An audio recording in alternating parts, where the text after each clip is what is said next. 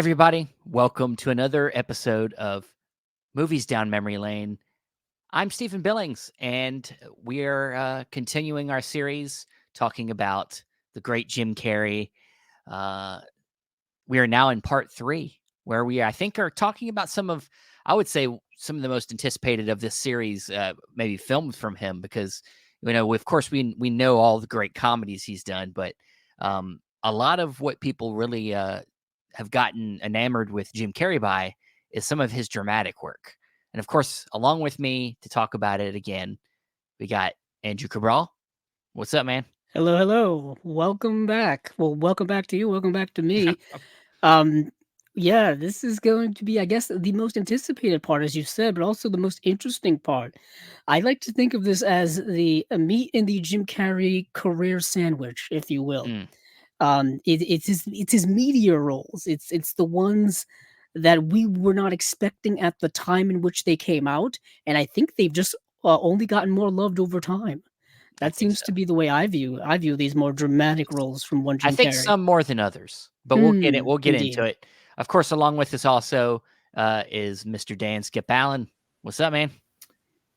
Hey, how's it going? Glad to be talking about. We finally got to the dramas of Jim Carrey, which are the ones that really, I think, people see these films and say, "Wow, this guy's got a different side to him," and that's what makes him such a well-rounded actor. He's got all those zany comedies and those family films. Then he has this dramatic side that really showed that this guy is in it for the long haul, and he wanted to have a successful and well thought out career, not just one of these fly by night comedians. Yeah, I mean I think like a lot of comedic actors or comedians, there is a dark side that I think he couldn't I don't think he could get by in his career without having an opportunity to show some of that. I think and so I think that's what made him tackle some of these roles. I think it also, I'm sure, as somebody in the profession, keeps things interesting. Because once he got past the first few, he started kind of almost flip flopping for a little while there between comedic roles and dramas. But without further ado, the one that really got him off and running, the one and to me, it might even be his best of these type of roles. And that is 1998's The Truman Show. Got it right here. I think we all have the same edition, except for Andrew, who has not gotten the 4K yet. I haven't gotten the 4K yet. I know. I'm in the past. Yeah. I think I even got. I was gonna say I thought my DVD was in here too, but no. No, But, I haven't upgraded yet. Yeah, you got to get that, man. I know. Trust me, it bothers me. I know, especially when we both have. Even Dan has it over you. I know. That's the shocker of the century. But 1998's The Truman Show is directed by Peter Weir. He's an Australian director, and this was kind of the coming out party for him in dramatic roles. Now, of course, there is a little bit of comedy. Comedy's thrown in there, but this is definitely the first role where the material was, like, as you said, like meatier. Definitely goes into some subject matters that I think have only grown more relevant over time. But starting with Dan, do you remember first time you got a chance to see The Truman Show? Yeah, about 30, almost 30 years ago. Close to 30 years ago, I saw this movie, and I was really blown away by it when I first saw it. And little did we know that it was going to spawn the reality TV world that we live in today, where it doesn't matter where what channel, what TV station, what cable or streaming or whatever, you're going to find reality shows everywhere. And this is the forerunner of reality television. It really, where they're taking this little baby, and it was supposed to be just like a couple-day deal. They're going to see this little baby being born, and then the world just fell in love with what's his name again? Fletcher. I keep saying Fletcher, but I know it's not. That's not Truman Capote. Yeah. Truman, not Capote. Freaking idiot. Burbank. Truman Burbank. It's on the title. Not even close. Okay. Truman Burbank, and you have this God character played by Ed Harris, and you know, it wasn't even set in stone that Ed Harris was going to play that character, because it was like a couple days before they actually started filming this character, and they didn't have their character. They didn't like the actor that they had, and I like the fact that he changes things. He kind of does things to help his life, and as he gets older, people go out of his life and people come into his life. But then when something happens, a light came on, no pun intended, well, a light fell down, and that's when got this man's like, what's going on in my life? What's out there? What's really out there? I want to go to TV. Ed Harris plays the producer. I mean, he's essentially a producer. He's changing like things God to make it more dramatic. Yeah, I mean, he's the God character in a way to Truman's life, but you know, it's I mean, it's a good one. My thing is this, Steven. It's like when you're little and you're growing up and you got your parents and you got your life and you kind of have this structured life as a child, then you start growing up and you start becoming an adult like you and me and Andrew are. You want to go here and you want to go there and you want to do this. You don't want somebody telling you what to do, where to go, how to do it. You want to read what you want to read, watch what you want to read, drink what you want to drink, you know, and that's what happened with Truman.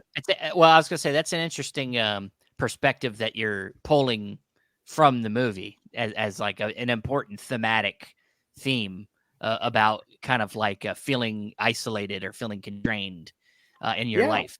Yeah, absolutely. That's how I felt when I was that age, when I was a young kid, or early adult. And then when I got to coaching football and things like that, and basketball, I got to go out with the guys, and then I got to start going bars.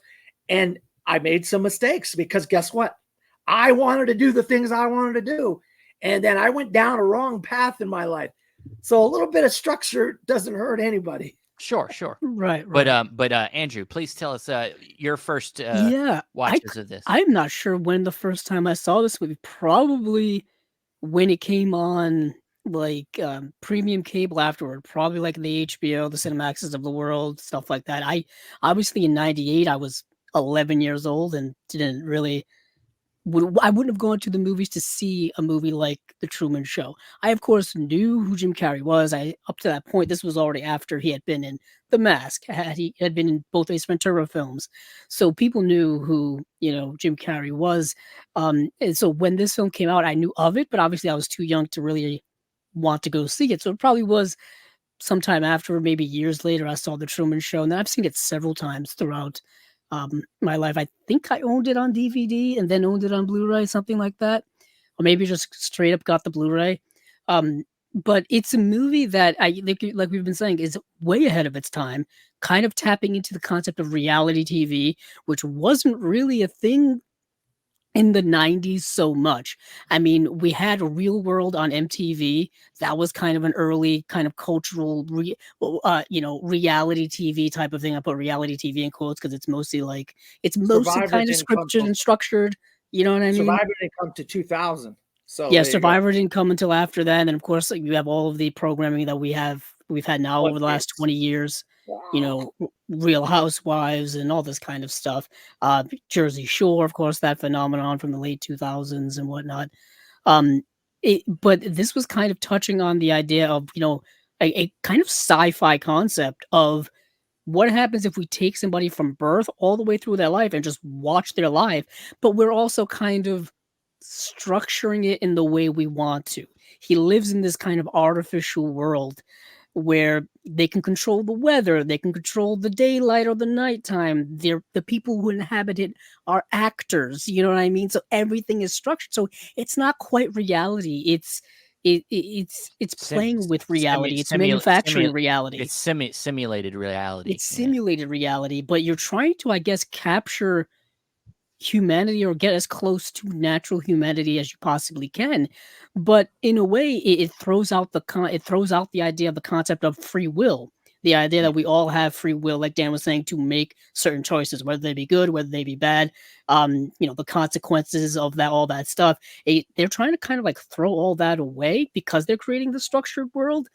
But once Truman kind of wakes up to the to realizing where he is and what's going on, he wants that idea of free will. He wants to be independent of this world and kind of, I don't know if he wants to necessarily expose it, but he's got to do something to get out of there. He's got to break out of the shell, if you will. He's kind of like a fish in a giant fish bowl, or an animal trapped in a cage, really. And Jim Carrey's wonderful in the movie.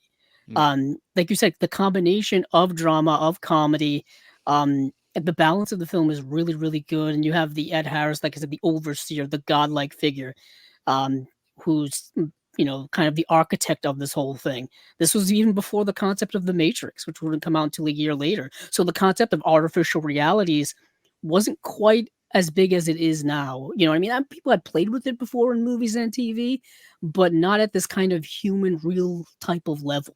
So this was very touchstone film. People have probably written like college theses on this movie. How interesting it is. Yeah, it definitely, like you said, was ahead of its time. I think for me, I definitely watched this movie probably through my parents' VHS collection. And funny enough that, like a lot of movies through, especially through the 90s, 2000s, there's always like a pairing. And of course, they all, like a year later, Ed TV came out. Yeah, I thought of that too. Yeah, Matthew McConaughey, Ron Howard film. And, that one, it's a guy being followed around, more like how we see reality TV played out, more currently, where it's like people living their lives in the real world and like seeing what they're doing and being followed like paparazzi. But there's something very touching about this movie, and because the audience, especially when you're watching the scenes of where the audience is watching him, they try to relate to him, and you see they're hanging that on by every thread too. They're hanging by every thread. Yeah, I mean, but they're once they are watching and they realize that he knows that his reality is not real, they're all rooting for him to make it to the real world. And it almost is one of them things where it's like, I would never want a sequel, but I kind of would like to see what happens to the character after he left. You know what I mean? Because now he's gonna be in the real world. But yeah, it's really a touching movie. It's a movie about isolation, about wanting to, you know, not feel like he's been lied to this whole movie. His whole life is essentially a lie. So it's about wanting to go live life. And it's something I think all of us feel, and I think all of us, have felt at some point in our life. So, The Truman Show, definitely to me probably one of the best films of Jim Carrey's career in general, I think. Yeah, good supporting cast as well. We already mentioned Ed Harris, but Laura Linney is in the film as well. An early role for Laura Linney. Probably the first time I saw her. Laura Linney. Nora Emmerich is who Noah Emmerich, who's a good character actor. Noah Emmerich. Yeah, very good character actor. I mean, that was the first time I ever saw him in anything. A bunch of stuff since then. Yeah, he's been in a bunch of movies. Like, if you look at his IMDb credits, he was in Super 8. He was in the movie Miracle. He was in Beautiful Girls. Wind Talkers. He's been in a bunch of movies. Kind of looks like Tom Wilson from Back to the Future. He reminds me of that type of. He plays like those types of roles. But yeah, that's just me. So yeah, of course, Peter Weir. Stephen touched on it a little bit earlier. The Australian director who directed such films as Witness, Master and Commander, Dead Poet Society, The Way Back. He's Picnic at Hanging Rock. I think it's his masterpiece of a film. Well-known director. It's a great film. It's really one of Jim Carrey's best. I don't disagree with that. Yeah, and real quick before we move on, I think people should give this movie a watch if you haven't seen it, and you can look at your own life in kind of like in a way that this movie looks at the life of Truman Burbank, and say, okay, hey,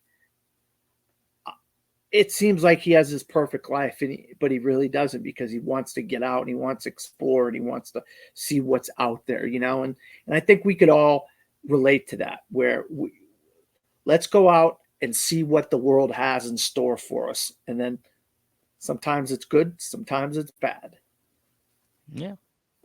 All right. Well, speaking of bad, no, I'm just kidding. Oh, No. A year later. Now this is this. I think this is a controversial one for people. So a year later, he had another big one come out, and this is and oh, I'm sorry. Before we move on to that movie, I believe Truman Show did get nominated for Best Picture. Did it really? Yeah, and I think people were really wanting him to get nominated for Best Actor that year, but Yeah, I it was was, I was gonna say I want to check what it got yeah, I'm nominated for. looking right now. It got Okay, nominated for 3 Oscars. okay, It got nominated for Best Actor in Supporting Role, Ed Harris. Ed Harris. Yeah. Best Director, Peter Weir. Best Writing Screenplay written directly for the screen. So Best Okay, so Original Screenplay, yeah, Andrew Nichol.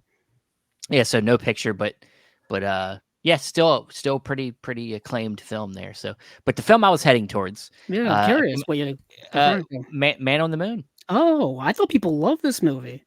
Well, see, that's what I thought too. But as I was preparing for this, Hold it's on, I gotta actually get a lot more controversial. got it. You actually match us. Nice. Yes, I do. yeah, Match. Yeah. So I think that there's two halves to this. Okay. As I was looking into this, so I think a lot of people that have watched the movie without much knowledge about Andy Kaufman really like this movie, and they look at this performance as being one of the groundbreaking performances of his career. But people that are fans of Andy Kaufman that know his life story think that this movie's trash Ah, okay. because Okay. they very much don't really handle the story of his life as well as they could have. And like a lot of biopics, and we never expect them to be documentaries, but from what I've gathered, there are some omissions and some Yeah. Probably uh, a lot of artistic license taken, embellishments. and just like some of the perspectives of why they do things in the movie versus like for the reasons that the way the story's structured and how certain things are conveyed, like when it comes to his like Andy Kaufman's philosophy Mm, that are not always conveyed truthfully, maybe to some people's eyes. But I think it's a controversial movie, and of course the documentary that came out a little later, Andy and Jim, that was the name of it, right? Jim and Andy. Jim and Andy. Really shed some light, of course, on the production woes of this movie. yeah, the tumultuous time that Milos Forman had making the movie because Jim Carrey pretty much stayed in character as Andy Kaufman the Yeah. whole time. So I think there's Or been Tony some Clifton. change, Sorry, Dan, what? Or Tony Clifton. Oh, yeah. He was Yeah. either The Jim other Carrey character. or because he stayed in character to both of those guys. So he was either one or the other, whoever they were filming that day or whatever they were doing that day. That's who he stayed in character as. Yeah.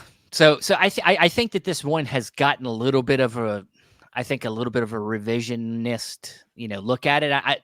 I think it's still a fun biopic movie, but if you're somebody that's really close to the subject matter, I think some people don't like this movie as much as we think. But let's get into it. As you said, Milos Forman is the director on this film. Kind of an all-time great.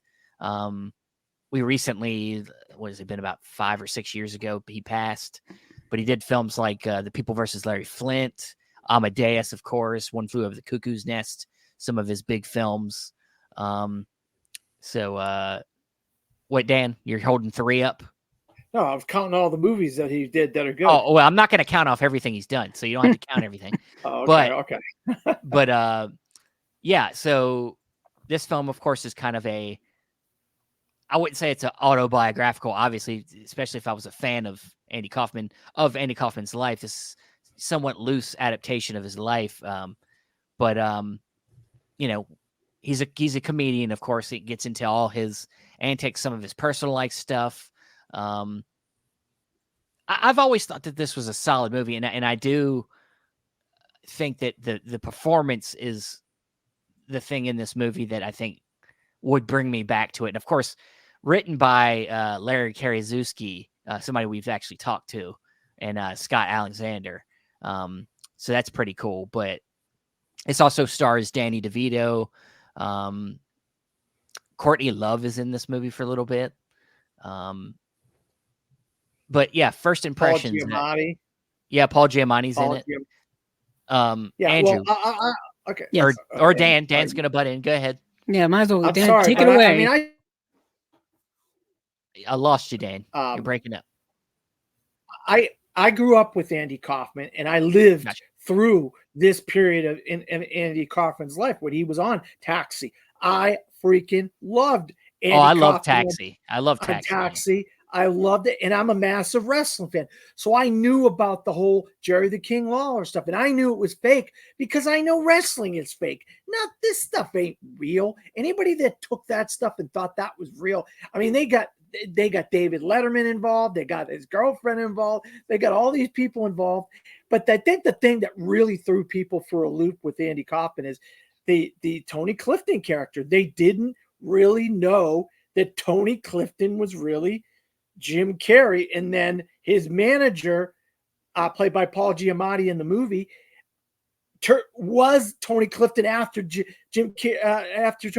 after Andy Kaufman died. He kept on doing the Tony Clifton act after he died, so people didn't know if it was really Andy Kaufman or if it wasn't Andy Kaufman. So Yeah. they thought his death they thought was a gag, a joke. Because he kept on pulling the rug out from everybody with everything he ever did. He thought pulling the rug out from people was funny. His producer, they all thought that stuff was funny. That's his type of humor. Nobody did this kind of humor. I mean, Well, remember, he was, from what I gather, Andy Kaufman's somebody that didn't really necessarily care about the public opinion of himself. Mm. He was willing to go as far to where people would hate him. So Yeah. so that was what I think a lot of people didn't feel like was conveyed well in the movie. Well, Like I that they mean, didn't look, push it far enough. the whole Saturday Night Live where Mighty Mouse theme song and Saturday Night Live monologue. Then he reads a book to a college. Yeah. I mean, they're like, we want vodka. And he's reading Sure. old man. Old Man in the Sea or whatever it. He reads The Mice Great Men or Gatsby. something. He reads The Great Gatsby. Yeah, That's right. He reads The Great Gatsby to an audience. By the end, there's nobody in the audience. Yeah, That stuff was funny to me. I love that stuff. Yeah, anyone interested, just go and read about Andy Kaufman's life and career, and he definitely marched to the beat of his own drum. Yeah. Like Steven said, he didn't care about public perception. He didn't care about entertaining people. He didn't particularly care about, yeah, really about like any of the traditional things when it comes to stand-up comedy. Like there was some performance where he would just sit there and play a record and just stand there and just have people listen to a record playing. Like he would just do kind of whatever he wanted. And the film touches on those peculiarities and those things and all that kind of stuff and briefly touches on that. What I do like about the movie is the kind of overall the production of it. It is a rather standard biopic, if you will. It goes through those usual beats and things, you know what I mean? Starting out, with small beginnings in one's career, then the growing in popularity. Of course, his popularity definitely peaked and grew when he was on Taxi, has been alluded, which I think Taxi is one of the best sitcoms of all time. I have a couple of the seasons on DVD. They've been available for years, but I used to rewatch that on Nick at Night and TV Oh, Land yeah. in the 90s all the time. That you want to see a show that had a cast. Taxi was unbelievable. Danny DeVito, Judd Hirsch. You had Tony Danza. Of course, you had Christopher Lloyd was in there as well. What an interesting cast. And they brought back a few of those actors to portray themselves in back then. Like Danny DeVito was in this movie, Man on the Moon, playing himself back then when they would be having like cast readings or shooting the show Taxi and stuff like that. So kind of an interesting, kind of a meta type of stuff that Milos Forman was doing in the movie. And I'll say this, Jim Carrey, for all the kind of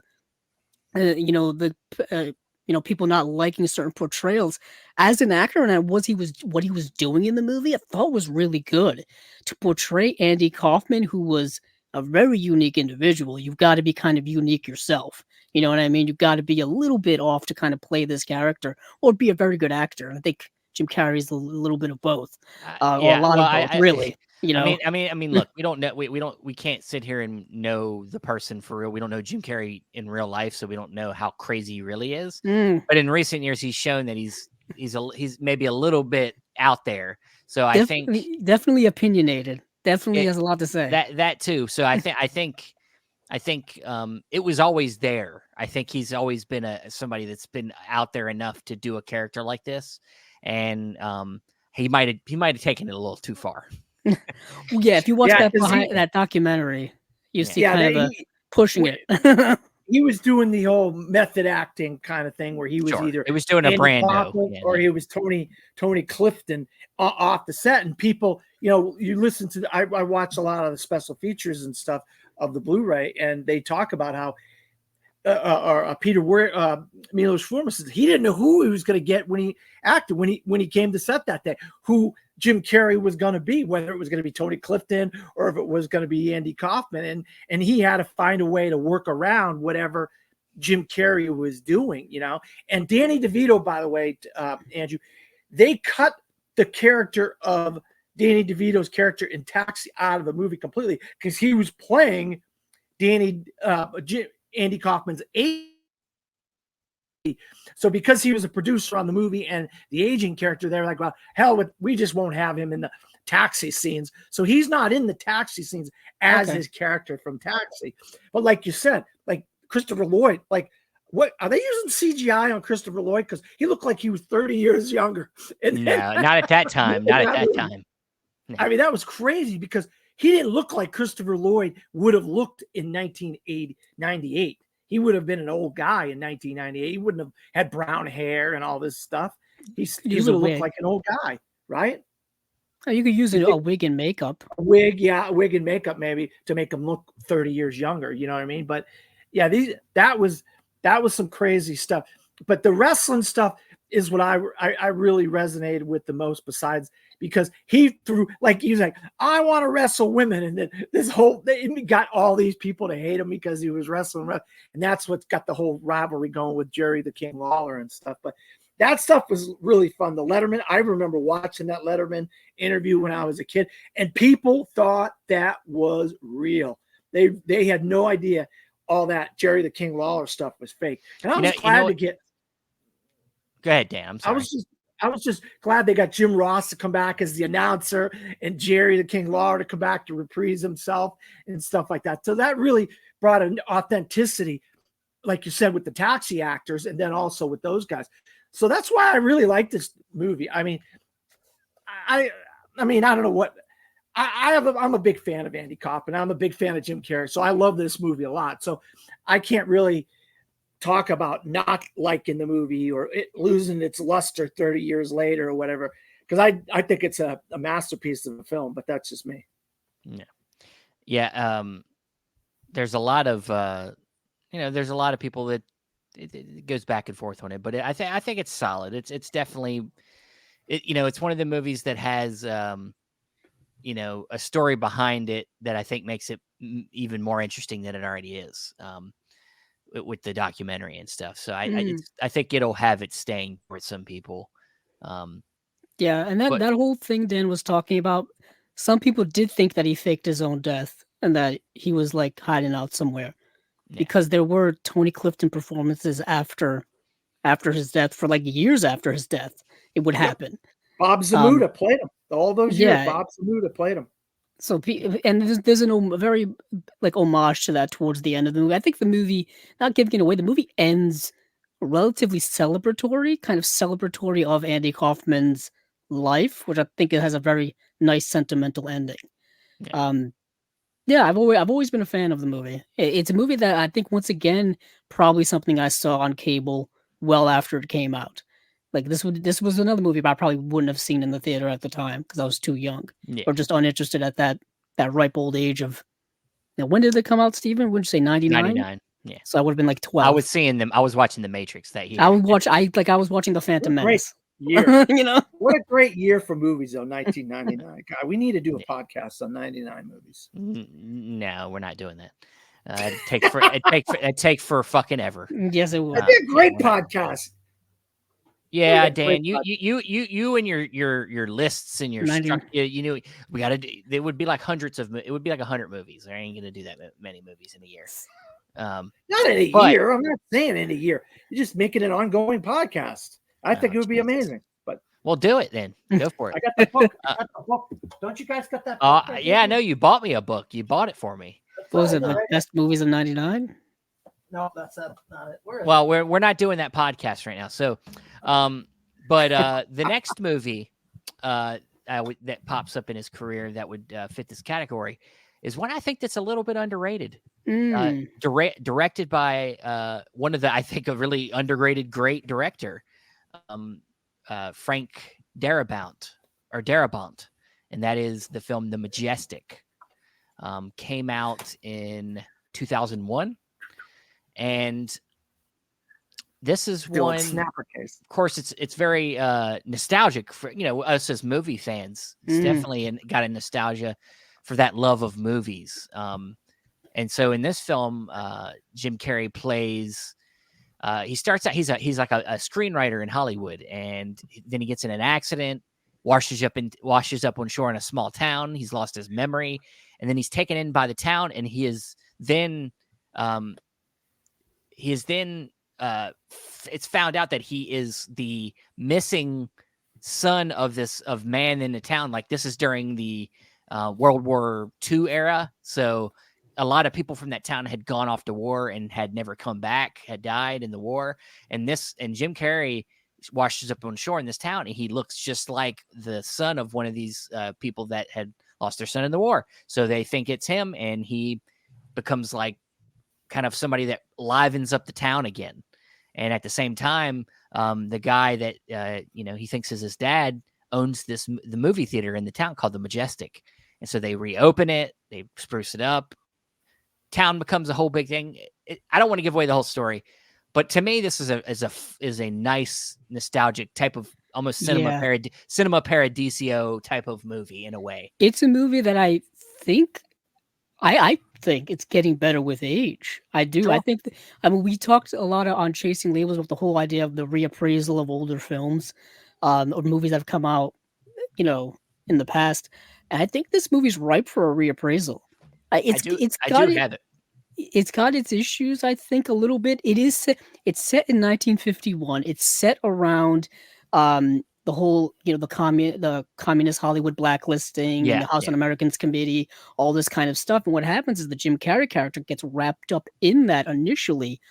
And what ends up happening, he once all that goes down, he decides to drink heavily and drive, which is something you shouldn't do, and gets in that accident, like you said, loses his memory of who he is, but washes up in this town and kind of starts anew. Like, he's like a blank slate, but the town thinks he is someone who disappeared during World War II, and they kind of just embrace him as one of their own. And the movie has a lot of sentimentality.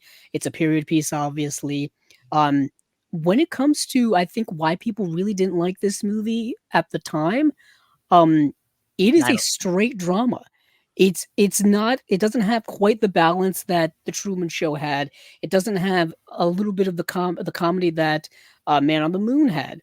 You know what I mean? This is a straight, drama. It's dealing with like romance. It's dealing with family relationships. Dealing with the town having to process grief. It's a straight romance. It's also 2.5 hours long. I was going to say, Frank Darabont, known for long films at the time. Of course, he had already done Shawshank some years before, which was nominated for Best Picture. The Green Mile. Green Mile, long, nominated for Best Picture. Then he would later, after this, do The Mist. Not quite as long, but still, he likes those literary adaptations. They're all literary adaptations. But this also came out in the year of 9/11, of course. Came out in December of 2001. Yeah. For those of you who were around at that time, it was a much different vibe. The way the country was, the way people were at the time. Priorities were not going to the movie theater. Yeah, not only that, but I don't think people wanted to see things that are heavy, you know what I mean? Like heavily dramatic, weighty films. This is a weighty film. There's a lot going on in this movie, and it is dealing with death and loss and processing that. And when the country just had that, that earth-shattering incident that occurred in 9/11, they don't want to be thinking about those things at that time. It is very much, I think, also came out in December because it was trying to be an Oscar film, and there's Trying, yeah. moments in it that I think are trying to do that. Specifically, I think the Martin Landau character, I thought he was amazing in the He was movie. To great be in the movie, honest, yeah, yeah. he's the father character who believes Jim Carrey is his son, and he wholeheartedly believes it because he wants it so badly to be true. Yeah, Even though we know as audience members that it's not true. Like we know who yeah, this guy is. It has that bittersweetness of like we know that he's not this guy that everybody wants him to be. But it's like, oh, just go along with it. Just because these people are kind of live like a hopeless life. Give them that hope back. yeah. You Well, know what I mean? let's get some thoughts from Dan. Dan, what do you think about the Majestic? Yeah, I saw this when it came out in theaters. I did, and I really liked this movie quite a bit. But as the years have gone by, I find myself I haven't really revisited this much. And I have talked to you about it, Stephen, because I know this is one of those ones that you really like. And it's just like I don't know what it was. Like I talked to you earlier today, and I said, hey, I watched 3 of his movies. One of the ones I didn't watch was I wanted to watch The Majestic, but I didn't prioritize. Did we lose him? I should watch. I should have watched more. I should have watched it more, and I might say, what the hell? I got nothing going on tonight. I might throw it in the old Blu-ray player tonight and watch it just because we're talking about it now. But Jim Carrey, this just shows you these are the kind of roles that I really like when Jim Carrey tackles these kind of roles. But it's got a really good soft side to it, and it's got a really like you can't help but not like this movie when you see it. It's not a very bad movie at all. It's actually it's a really good movie. And like you said, as movie fans, the fact that they're renovating an old movie theater, that you can't, that's a great thing, because we all have those little old movie theaters in our neighborhood or within a drive of where we live, and you're like, how long are these going to last? And a lot of places they haven't lasted. I have one in my town, but they turned it into a playhouse where now they do plays there. It's called the Athens Theater, and it used to be a movie theater like the Majestic, but now they just do plays every 3 or 4 months there. And that's what it's become. But they've done nice renovations to it. They put a parking lot around it, and it's right downtown in the town that I live. And you could like a cobblestone street that goes right to it and everything. It's nice, but it doesn't play movies, so I have to go about an hour away to see a little artsy fartsy indie movie theater called the Enzion, which I just did the Florida Film Festival there. So I love that aspect of renovation of an old movie theater. That's something I can get behind. Yeah, I think that the one thing I really liked about watching it again, what I take from it is that at the beginning of the film, which is pretty fun, there's like some big time directors that play. Like it starts out on Jim Carrey, and he's like in a pitch meeting, and it's like different voices from different producers that are in the pitch meeting. And I know Rob Reiner is one of them. Like a couple different famous directors are the voices of the producers, but it's all talking about how he's got this idea for Jim Carrey's character's got an idea for a movie, and then they keep talking about how they're going to change it and make it very predictable and and formulaic, and you can just see it on his face how he's like just getting drained of the artificiality of what's being done to in movies. So I think that what happens to him in this film, where he gets brought into he kind of like you said, Andrew, a clean slate. He's living this other life, and then when he finally kind of like pops back to he remembers everything, and then he's also lived through this new experience. He's like actually lived a life a little bit. Like he's lived through somebody else's in somebody else's shoes. He's seen some hard things in the short time he's been in this town, and now it's like he has some substance to him. That Yeah, that's the whole predictable part of it all, where you can kind of see like that's where the movie's going. Yeah. The movie does have some kind of great callbacks of references to classic Hollywood and old Hollywood stuff. So if you're into that, you'll kind of get it. Early on in the movie, he goes to a movie premiere, Yeah. And there's movie posters on the wall, and the first one, it's the African Queen. Yeah. You know what I mean? And it's like, and then it has the whole concept of the A picture and the B picture. Well, he's not quite in his career where he can write for the A picture, so he writes the B picture, which is like this kind of fun adventure pirate film, Yeah. which stars Bruce Campbell. Bruce Campbell was in it. Yeah. Yeah. And Bruce Campbell's in it. And it's like, yeah, he's like, he's pretty much like working his way through Hollywood. And you see like certain shots on the set early on. That's a lot of fun. But the heart of the movie is when he goes to that town. That takes up the bulk of the runtime. That's like an hour and a half of this, 2.5 hour movie. What's interesting is I found that like the third act of the movie, I think, is when the movie kind of maybe lost a lot of people because it just kind of drags and goes on bit. and on when eventually things have to kind of circle back to what we were going back to in the first act. It kind of drags on and on. And the movie kind of has a very political, very interesting kind of thematic message about, freedom of speech and, freedom of thought and all those things. And the I movie think takes a that's where political turn that I think maybe people were like not vibing with or something. I don't know. think there's just a clashing of ideas in this Very movie. much so. Yeah, Like yeah. the I think middle that, part in the movie plus that ending part try to fit together, but they try to yeah. fit together harshly. It's like puzzle pieces that closely fit together, but you kind of have to jam them together to get it to go. Yeah, they're almost fit, but they're not quite. Like it's like It's not with smooth. Jim Carrey's trying to feel like he needs to be more free to be able to express himself, and he feels confined in the system he's working in, and then you got these people coming in trying to accuse him of being a communist and trying to blacklist him and maybe even prison, and like then he gets away and then he has to defend himself at the end of the film, and then it's like but then mixed with the things that are going on in the town and what he learns there, it doesn't all fit together perfectly, but it, for some reason, I just still find the movie really endearing. So and it feels like a movie that's is of its time. It's very specific. Like there's not many movies about that time period in Hollywood. There's a few, there's like the one that Bryan Cranston did about Trumbo. Trumbo. It's an interesting time that I wish would get explored a little more. But that's The Majestic. I think it is a little underrated, worth revisiting if you haven't seen it, or watching if you haven't seen it, and revisiting if it's been a while. Like Dan, who didn't get around to it apparently.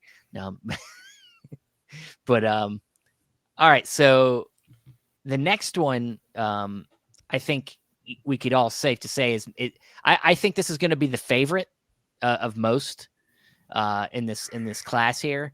And I would say, and I think Dan is already getting prepared for it. This is a big one. Eternal Sunshine of the Spotless Mind is one that's written by Charlie Kaufman, directed by Michael Condrey. Once again, Andrew's here with the with the Blu-ray, not updated like us. No, but I made my own DVD Blu-ray combo pack. Back in the day, I used to do this, where I'd buy like the 3-disc cases and make my own, So I didn't have to get rid of my old DVDs. But I do need to upgrade. It came out a few years ago. Yes, but this is a big one. I think this is kind of everyone's like favorite Jim Carrey drama. Well, yeah, I mean, I think it's definitely the most complex of his performances. Like I said, I think Truman Show might be the best movie, but this is probably his best performance. My thing is this, Steven. My thing is this. I think you should talk about this one first because you're the one who's really been in a long-term relationship, who can really speak on relationships more than Andrew and I could probably speak on relationships, because this is what this is made. Relationships. What you said might have been nice, Dan. What you said might have been nice, Dan, but you keep freezing up. So, I think we got the gist of it. Oh, really? Yeah, you're in a delay and you're freezing up sometimes. So, oh man, I'm sorry about that. Well, it's okay. My thing is, you should talk about this first, Steven, because You're the Well, guy who's been in the long-term relationship. I You got can that. I got. speak on relationship. Well, I mean, sure, yeah. From a firsthand perspective, yes, I can speak maybe a little bit on that more. But yeah, this film, yes, it's a film about relationships, and I think it kind of set the tone for a lot of other films that would eventually come. Ones that come to mind are 500 Days of Summer. Was one I think that eventually would very much hit on this subject matter pretty well.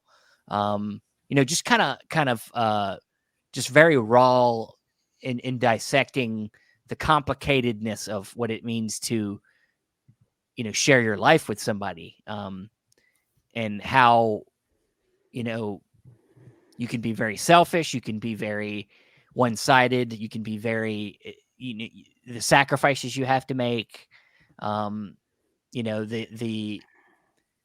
just the very like I said, complicated way that an intimate relationship works. And I think the structure of this film and the writing is the strength here. And like I think that Charlie Kaufman's screenplay they had so much to work with, I think, in here, and that's why the performances by Carrey and Kate Winslet are just Kate amazing. Winslet. And Andrew, I know you're a big fan of this movie. So, I freaking, I don't know. Did you say Andrew or me? I said Andrew. You're in a delay, so you're Oh, Yeah, you're behind. Am I? All right. I'm sorry. It's okay. Apologize. I don't know what's going on today with my computer. But Andrew, I know you're a big fan of this lately. movie. I am. It's a movie that, once again,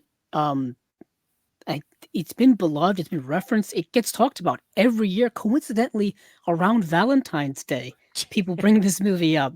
I don't know why. And it's interesting because it's a movie about the dissolution of love, but also about love as well. You know what I mean? Because for those of you who haven't seen the premise of this movie, it is a bit of a sci-fi film. So these two people who are in a relationship, Jim Carrey and Kate Winslet, they decide to kind of go through a procedure where they erase the memories of each other in each other's minds. Yeah. Kind of like Inception, before Inception, in a way. Total recall. Recall memory. More like that. But they decide to go through this procedure to do that. And it's playing on the idea that many people have bad relationships, or whatever, like marriages fail, relationships fail, all that kind of stuff, and they kind of wish they never met that person. Well, what if you could make that happen? And this movie kind of plays on that idea. But what we see is this artistic expression of these two people going through the memories of each other's lives, and particular relationship between them two, and the intertwining of that. And in a way, they come to this realization through all of this that they don't want to lose these memories. You know what I mean? That we come to the kind of very human idea that memories are kind of what make us who we are. You know what I mean? Memories are building blocks of our lives. You know what I mean? Getting rid of them would kind of hinder that. And the movie's told so brilliantly artistic. You know what I mean? Yeah, and in a way, I mean, it's kind of, for Jim Carrey, it's a nice bridge from what he did in Truman Show. A movie about a man who's kind of been life has been taken out of his hands. He hasn't been able to live a real life. But in this film, it is about real life thing where two people are trying to forget about them things, but they don't realize how valuable they are. Yeah, they don't realize that all of that is important. You know what I mean? And then it's so heartbreaking. The movie is so heartbreaking because you're seeing the disappearance of these memories. You're seeing, when you go from moment to moment, and it's all kind of breaking down, if you will. And the way Michel Gondry is able to utilize those surreal artistic moments makes it very visceral and very just emotional in many ways.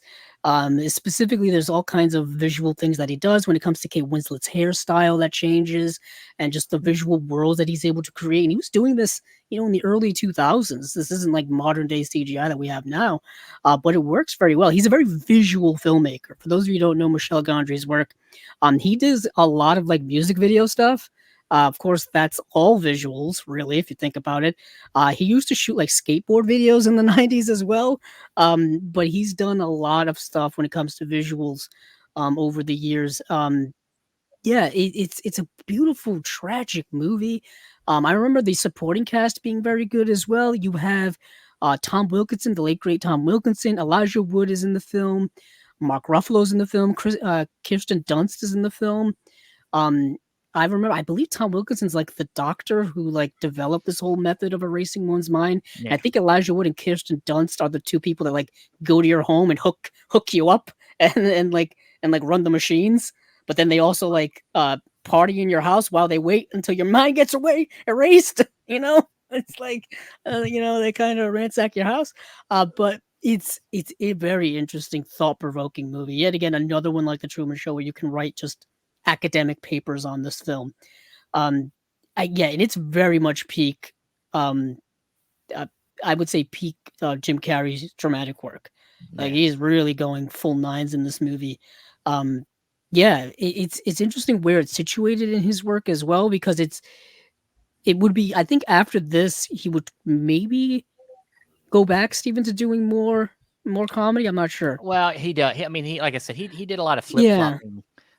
It would be after this he would do a series of unfortunate events. So he would go which I love, this, which we both have talked about. We like, but it's a children's YA novel type of thing. Yeah, it's not on this level of dramatic seriousness. Yeah. But let's get some Dan's thoughts on this film. Yeah, I'll tell you. I mean, I love. I mean, not having been in a relationship too much like this, I really loved how these guys wanted to hold on to those memories and that relationship. I think it really is one of the best portrayed relationships I've seen in movies, even though it's got that sci-fi twist to it where they're erasing their memories and stuff. The other thing is the production value. I mean, like that was like a full-size sink. It's like a massive, massive, massive sink, and he's in there. She's bathing him as a baby and stuff, and the table's this gigantic table while he's short and he's like reaching up trying to get to the fridge. All these props are twice as big as he is to make it look like he's a little baby. And then the bed on the ice, and then the bed on the beach, and all that. And then you like the car scene where he's in the back of the car looking at himself and Clementine argue, and then before, and you look through the window, they're in the bedroom arguing or talking in the bedroom. And it's all about the editing and review, getting rid of the memories and stuff. I think it's some of the best editing. I mean, when you have crap ass editing like Bohemian Rhapsody and that wins an Oscar, and this is some incredible editing. I don't know if this has ever won an Oscar for editing or whatever, but it deserved it. I think is incredible. And this really started. You started seeing the Kate Winslet go from being the corset queen where she's in all these period pieces like Pride and Prejudice, and then she started getting these kind of roles, and then Oscar nomination, 6 years in a row or something like that. She was nominated for an Oscar, Kate Winslet, or something like that, or some fact involving 6 before she finally won for The Reader. But Jim Carrey, I think. I love him in The Truman Show and I love him in Man on the Moon, but I really do believe this is the tippy top of Jim Carrey's filmography. I think he does the best work of his career in this role where he really can be a straight man instead of a comedic role. And that scene where he's like, I don't want all my memories to go. I don't want to go. That just breaks me up every time I listen. I watch it. I just am like, no, I don't want to go. No, it's like, damn, man. Oh, God. Yeah. I think you guys both kind of talked about the visuals in this film, and I think one interesting thing I picked up on when I was looking into this film is the choice of cinematography is interesting because they don't really try to, because this film has such a back and forth structure. they try to, I think, visually confuse the audience because they don't want you to know whether you're in a dream or you're not. Really, like they want you to feel like that this is all happening, that you're keeping the audience invested, and you're having to figure out what is memory and what is, him, and it jumps around everywhere. And I think they keep the visual style as close to naturalistic as they can in all parts of the movie. So I think that lends itself a lot to the editing too. Like it's, like you said, the editing is just so well done and so interesting. It's I think, such an intricate editing job. Something like I think about a recent film like Everything Everywhere All at Once. Really interesting editing styles and having to do a lot of quick cuts and weird cuts that make things flow right. It's just it's definitely a heavy movie. It's definitely a film that I think this is maybe Charlie Kaufman's still probably his best work to date. I mean, he did some other work, some other good stuff. He wrote Adaptations, another really good one. But this one I just think it just has such staying power. And I just it's one that you can go back and watch and keep peeling back layers about something that maybe either you've witnessed yourself or give you ideas about how to, not do that. Yeah, it's fully immersive. The phrase I like to use in this movie, it's fully immersive. Like you put your whole self into watching this movie. It's a movie that you really got to pay attention to, and you got to watch all the little intricate details and stuff that are going on. Yeah. And so that's why I say it's fully immersive, Most definitely. But yeah, I think that's the big one. I think this is kind of the crowning jewel of the dramatic, I think a lot of people would say that. But to kind of finish it off, we do have a few other roles I would say that are in the drama area, but they're not nearly as I would say that was the last big one that Jim Carrey did. But he would go on to do a lot of small bit roles, and then he had a few other ones that were a little higher profiled. Number 23 would be the next kind of dramatic role he did. He directed by Joel Schumacher. I had that DVD. Well, I do too. I think I traded it in years ago, to be honest. Yeah. I traded it in. I bought that movie as a blind buy just because I was just buying a bunch of random things at FYE at the time. And I think it was a new release. And I watched it. I never really vibed with it. And of course, years later, I kind of wish I still had it. But that movie is, talk about dark, pitch black movie. Directed by Joel Schumacher, him going back to his horror roots, pretty much. And it's Jim Carrey doing a horror film.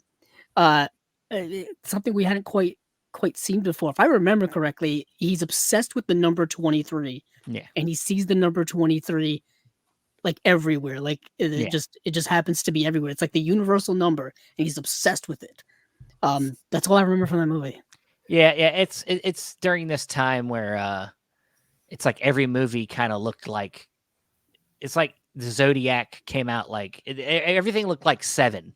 Like every movie like this looked like the movie Seven. Like it was like, but it's not great. I don't remember loving it when it came out. I don't have much to say about it. It's been a while since I popped it in, but well, he said, Jim Carrey has come out and said, and I put a lot of myself into that one because I thought it was going to be really good. I looked at the whole package of what it was.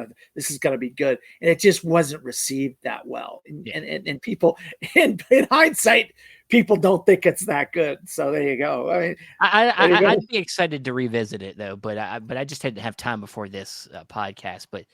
But after that, he did do one, I guess you could say, one more kind of meatier one that, and it's kind of borderline drama, and comedy, but it's another biographical movie called I Love You, Philip Morris.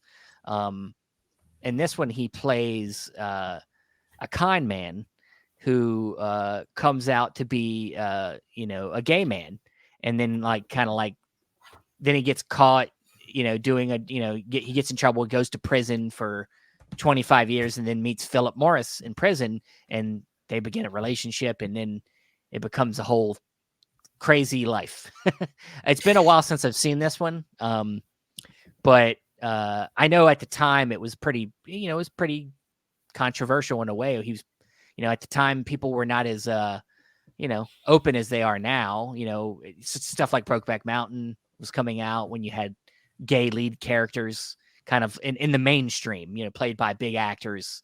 This was kind of a big role here. Yeah, I remember seeing this a few years ago. I saw this way after it came out. It came out in 2009. If anybody Yeah, wants to I put it saw it. in a some type of lexicon of when these things were coming Go ahead, out. Andrew. It's it's interesting how that movie kind of under the radar because I don't think it's not a bad movie, at all. If anything, I think it's pretty good. I really like Jim Carrey in it. The who plays opposite him is Ewan McGregor, who's always great, pretty much. But it's a movie that kind of just flew under the radar at the time, and I think it's a movie that people have discovered more so, whether it be through DVD or Blu-ray or streaming. I think I watched it streaming a few years ago. That's where I discovered the movie. Dan. Yeah, I saw it in theaters, and I'll tell you, I was like, that's a head scratcher for me watching. I was like, what the heck is this? But you're right, it is before its time. Gay relationships on the big screen Well, I mean, wasn't a major thing. It's not the first. Obviously, it's tons of films with gay characters in it. But like to have these two big actors playing gay characters in a role very like I said, Brokeback Mountain had come out. What year did that come out? 2007? 04. Brokeback was 04. Yeah. 04 or 05. Yeah, just to have such a high-profile movie with two big actors in it playing gay characters is a big deal, I think. It got critical before it usually would stay in the indie realm. You'd feel like that subject matter would get covered more in indie films because it's like John Waters or something, some type of something. It is. John Waters. I always thought it was kind of an indie film. But this actually was like a Warner Brothers or so, like a big company put this out, and it actually got really good critical acclaim. I just don't think it caught on with the public like they thought it was going to. Yeah, I'm looking at some of the kind of awards that it was kind of going around. Obviously, it got nominated for a GLAAD award. The Writers Guild of America get a Best Adapted Screenplay. So it was recognized there, and a bunch of other kind of film festivals. I remember it being around the film festival circuit. That's where I remember getting a lot of positive buzz at the time. Yeah. But it didn't do it for me. It just wasn't my cup of tea. I'll be honest with you. Yeah. But other than that, Jim Carrey has gone on to do various bit roles. He's really not starred in many other things of good note. The only other thing and I haven't seen it yet, he did do a TV series called Kidding that is on Showtime, which you can't find it. Like I can't watch it. So, but I know that he was pretty highly. Yeah, I heard it was pretty. It was pretty good. And that's kind of the biggest thing he's done dramatically in the last several years. So, and now he's not. Now he's only. Painting. Yeah, he does a lot of painting, and he's doing hedgehog movies. So, transcendental medicine. He's into transcendental medicine and painting and kind of taking it easy. Did you hear about the movie he did back in 2016 called Dark Crimes? I was trying to skip that one, but okay. I'm just saying it is a dramatic movie. You want to talk about a Seven-esque or Zodiac type of movie or whatever. Yeah. It's literally kind of that. It's a murder investigation movie. Yeah. The Bad Batch is another one that he was like this freaking drifter. But he's barely in it. He had a small he's on the screen. Oh, it's like what are you doing, Jim Carrey? What are you doing, man? He's so much better than some of these things, But I didn't mind The Bad Batch, to be honest. It's a weird movie. You got to be into weird movies that deal with cannibalism. You kind of got to be on that level to understand that movie. Keanu Reeves, Jason Momoa's in that. Keanu Reeves, it's surprising cast. A surprising cast. Yeah, but that kind of that's wraps about it up. Right, Stephen? And we kind of hit the tip. I mean, what a Yeah. great career, though. I mean, be honest.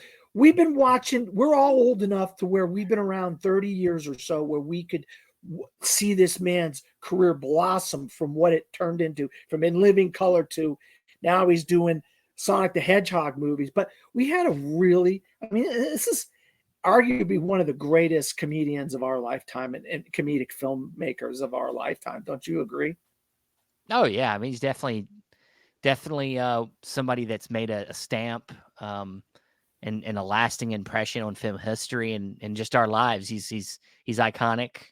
I would put him up there. He's like Robin Williams. He's like, you know, you know. I mean, it just in general, just as an actor, is an iconic actor of our time. So, yeah, that is wrapping up all 3 parts to our Jim Carrey series on Movies Down Memory Lane. I want to thank you guys, Andrew, Dan. Thanks for talking Jim Carrey with me. And of course, we will bring the series back for another installment. I think we're going to go filmmaker this time. We haven't really discussed it too much yet. The one I've brought up to Dan, I haven't brought it up to Andrew yet, but I know he's going to be on board with it, is Richard Linklater.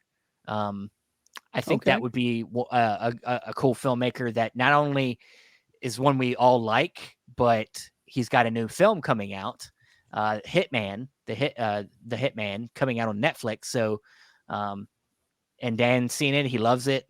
So, yeah, maybe it's time to do Richard Linklater and go through his filmography. So, all right. Well, that's it for this stroll down memory lane. And we'll see you on the next road.